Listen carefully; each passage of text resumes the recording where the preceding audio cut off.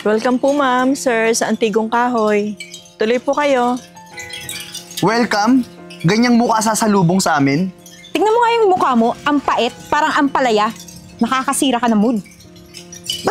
At saka ano bang ano mo dito? Ba't mag-welcome ka pa? Mukha ka namang hampas lupa. Tingnan mo nga suot namin. Pasensya na po, ma'am, sir. Yung ibang staff po kasi, busy sa loob. Kaya po, ako ang napa-assign dito para mag-entertain mo. Hoy, tanda. Wala kaming panahon sa'yo.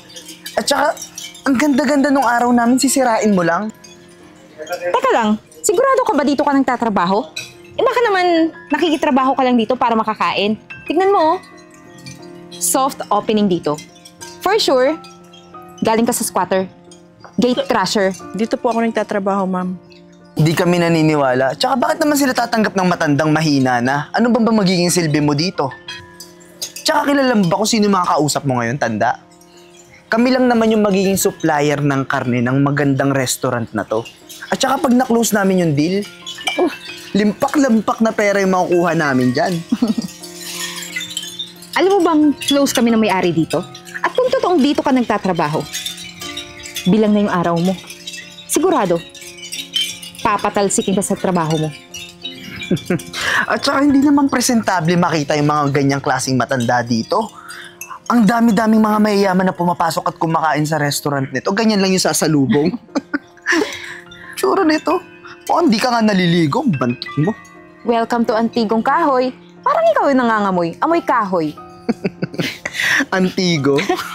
O nga no, parang bagay ka pala dito. Maging antigo. Kasi matanda ka na. Huwag kang susunod sa amin, ha? Ayaw namin sa mabaho. Amoy lupa. Tsaka pag na-close na namin yung deal, siguraduhin namin na aalis ka na dito. Magpapahinga ka na lang sa bahay, ha? At papalitan ka na lang ng diaper ng apo mo. Di ka na nga. Sige po, tuloy po kayo. Alam namin, di namin kailangan ng tulong mo. Mahal, tignan mo. Ang ganda-ganda dito. Mukhang mayaman talaga yung may-ari.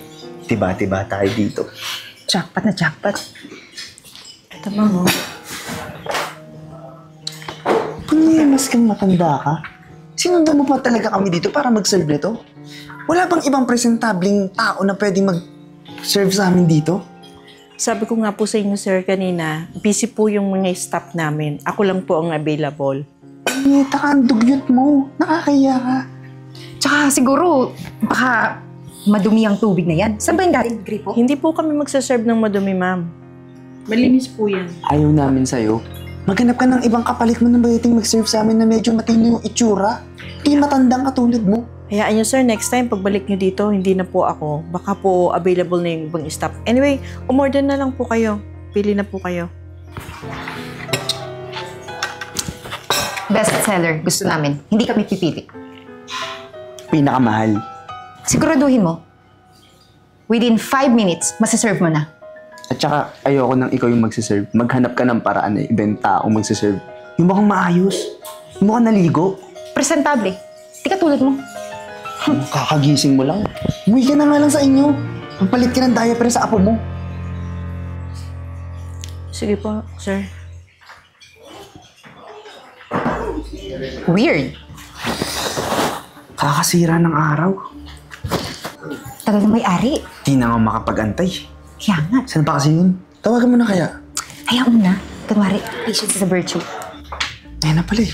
Hi, good afternoon. Pasensya na at na-late. Miss Arian. Renz. Hi, yeah. Eden. Arian. Pasensya na at na-late ako kasi may inatenan akong meeting kanina. So, Ay, okay lang po yun. Ako, ma'am, ikaw ang pinaka-importante na tao ngayon na kakausapin namin kaya talagang hahabaan namin ng pasensya. Di ba? At sobrang ganda niyo po talaga ngayon sa personal, di ba, mahal? maraming salamat. Kanina pa ba kayo dito? Ay, hindi. Kaya ngayon lang din. Pala, saan nga pala tayo ulit? Ipakita mo. Ito po. Naka-ready na po dyan yung proposal namin. Yung computation po dyan ng mga premium meat na... Sorry na. Sorry po. Ikaw talaga matanda ka, tatanga-tanga ka, ha? Alam mo, importante yung tao na yan. Di ba sinabihan ka na namin na umuwi ka na lang? Tignan mo! Nabasa mo pa yung kliyente namin? Nakakahiya! Miss Aren, okay ka lang po ba? May okay lang. Hoy, tanda! Tatanga-tanga kasi. Di ba sabi ko, maghanap ka ng ibang taong magsiserve? Yan, tignan mo, natapunan mo pa. Sa katanga mo, sa katandaan mo. Nagmamagaling kasi kahit ugod-ugod na. Diyos ko po. Kakahiya ka? Visit Ano? ka talaga eh. Kanina ka pa sa entrance ah. Ano? Titingnan na lang natin yan? Umalis ka na. Maghanap ka nung pwedeng pampunas dyan. Sige na. Sorry ah. Pasensya na. Doon ka na muna. Kausapin ko lang sila. Buisit ka kasi. Naku, Miss Arian, pasensya na kayo ha. Alam yung matandang yun, kanina pa yun. Pagbungad, siya nakita namin yung mukha niyang kulubot. Naku, nakakainis hanggang dito sinabi na namin na huwag siyang susunod. Siya ba nag-serve ng tubig namin? Eh, kaya hindi namin iniinom, baka may lason. At saka Miss Arian, hindi naman presentable na matanda yung sasalubong sa mga mamahaling guest natin, di ba? Mga guest nyo. Ganon, nakakaalibadbad, di ba? Nakakabiri. Bakit kaya hindi mo tanggalin yun dito? Wala naman yung ambag dito. Tingnan mo, nabasa ka pa. Kukupad-kupad pa, tatanga-tanga pag gumalaw. Pero by the way, balik tayo sa business. Ayan. Miss Arian, naka-ready na po dyan yung computation ng mga premium meat na pwede namin isupply dito sa inyo. Miss Arian, ang kailangan lang po namin is down payment yun na 300,000 at bayaran nyo po yung 300,000 para po makapag-start na kami makapag-order na kami. Kaya namin tanggapin cash or bank transfer. Actually po, kailangan po talaga full payment. Dahil isa ka sa pinaka-importanting client namin, kaya okay lang po 300,000 down payment muna yung bayaran niyo. So, hindi naman sa pinagmamadali namin kayo, Miss Arian, pero kailangan na po kasi namin makuha yung payment nyo. As in, as soon as possible po sana. Actually, nakita ko naman proposal nyo. Maganda. At marami na rin kayong client na na-deal. Na close deal. So, pero kasi, di ako yung magde-decide nito. Tatawagin ko lang yung executive chef namin / co-owner ko. Sandali, Miss Arian. Akala po namin ikaw po yung magde-decide kasi po sabi niyo po sa akin sa chat, nag-video call pa tayo na ikaw yung may-ari at kayo po yung magde-decide doon. Tama po ba? Actually, dalawa kami dito. Family business eh. So, partner ko yung mother ko. Tawagin ko lang, okay lang ba?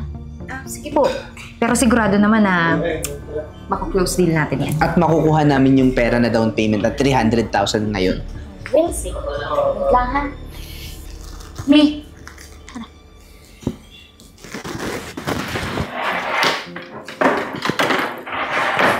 Teka lang. Siya yung nanay mo? Yeah. Co-owner ko, executive chef, at nanay ko na nilait-lait nyo sa harapan ko. Miss Arian, nagpapatawa ka ba? Mukha ba ako nagpapatawa? Eh, yung mukha mo mas nakakatawa. Ma'am... Ma'am Antigo, di ba? Yun ang tawag nyo, di ba? Ma'am Antigo. Kasing antik ko na amoy lupa, amoy kahoy. Yan narinig ko sa inyo kanina, di ba? Ma'am, hindi naman po namin alam na kayo po pala yung co-owner dito. Tsaka, ang ganda-ganda po ng restaurant nyo, ha? Maganda talaga. Hindi kasing ganda ng ugali nyo. At yung sinasabi nyong kulubot, ako, kulubot ang balat ko. Buti nga kung kulubot ang balat ko, eh kayo ugali nyo mga kulubot. Buti nga at hindi nyo alam na ako yung may-ari, di ba? Lumabas yung mga tunay na kulay nyo. Umpisa pa lang, at least naamoy na namin kung anong klaseng mga tao kayo. Ma'am, sandali lang. Baka hindi naman po tayo nagkakaintindihan. Intindi ko. Lahat ng sinabi nyo, naka-memorize sa utak ko. Ma'am, pasensya na po ha. Sorry po sa mga nasabi ko. Sorry po talaga. Pwede na ba natin ipagpatuloy yung proposal? Pasensya? Naririnig mo ba yung sinasabi mo? Alam mo, sayang ang pagpunta nyo rito. Dahil nag-usap kami ng anak ko kagabi, ayos na sana eh. Deal na sana eh. Ano, di ba anak? Yes, i-close din na sana namin. Ang kaso, may nalaman ako. Nag-imbestiga ako at marami ako nakilalang business owner na niloko niyo. Scammer pala kayo. Kaya naman pala, atat na atat kayo sa down payment, no? Miss Arian, wala po kayong pruweba sa mga pinagbibintang niyo sa amin. Alam mo, dumadating pa lang kayo kanina. Sinasabi ko pa lang na tuloy po kayo, nakaradar na kayo. May sorpresa kami. Ano pong ibig sabihin? Dahil yung mga business owners, yung mga establishment sila nagsara, nagdahil sa pangluloko niyo, nagsama-sama. nag-file ng case against you guys. So, ayan. Ayan ang police. Sir, eto na po yung mga scammer. Ma'am, at balak pa kami iskamen. Ayan o. Officer J, ang police na uhuli sa inyo. Scammer pala kayo? Bagong-bago lang yung business namin.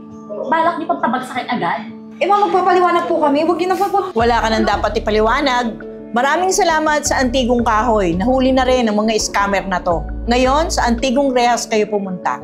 Sige na po sir, damputin nyo na yung dalawang yan. Marami na kayo nabibiktima dito sa lugar namin. Halina, ang dami nyo na naloloko. Sa presinto na kayo magpaliwanag. Sir, Tara, wala na, wag na kayong paliwanag. Doon na lang sa presinto. Tara na. Doon na kayo magpaliwanag.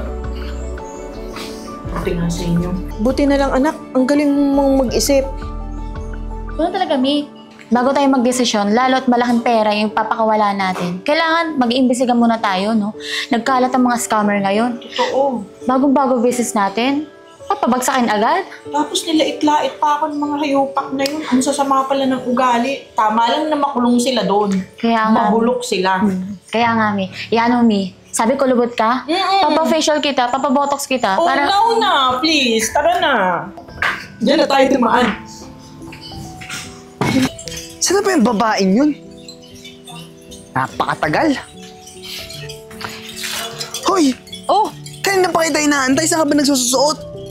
eh doon, dumidiskarte kasi wala akong nahanap na maluloko. May alam na ako paano tayo magkakapera. Oh, hawakan mo yan. Ano to? Hawakan mo. Ito, nang snatch ako. Magpanggap kang bulag. Ako? Sino pa ba? Ikaw na, syempre. Suot mo na lang yan.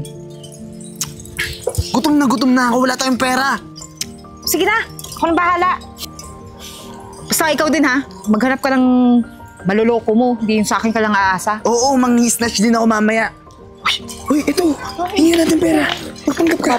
Okay lang. Kita mo, okay lang. Ma'am, konting tulong. Miss Arian? Ha? Si Miss Arian. Oh my God, nakulong ka na? Hanggang ngayon, nangi-scam pa rin kayo? Bulag! Nakakawala na, scammer pa din eh, no? Dapat sa mga ganyan, di na talaga pinakawalan eh. Akala ko magiging lesson learned sa inyo yun. Pagkakakulong nyo, pero ayan pa rin kayo. Nangi-scam pa rin kayo. Eh, wala po kasing tumatanggap sa aming trabaho eh. Dahil sa nangyari. Wala talagang tatanggap sa inyo. Ganyan talaga yung karma. Kung anong itinanim nyo, di ba? Yun din ang aanihin nyo. O, ngayon. Ano na kayo ngayon?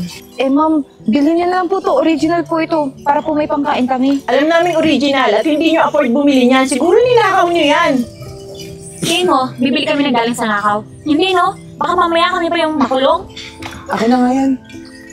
Bigyan niyo na lang po kami ng pera pangkain. Gutom na po kami. Kung bumait kayo sa akin, milyon ang ibibigay ko sa inyo. Kaso hindi. Deserve niya. Ito kasi. Oh, magpanggap ka. Maghanap ka doon. Mangi-snatch ako.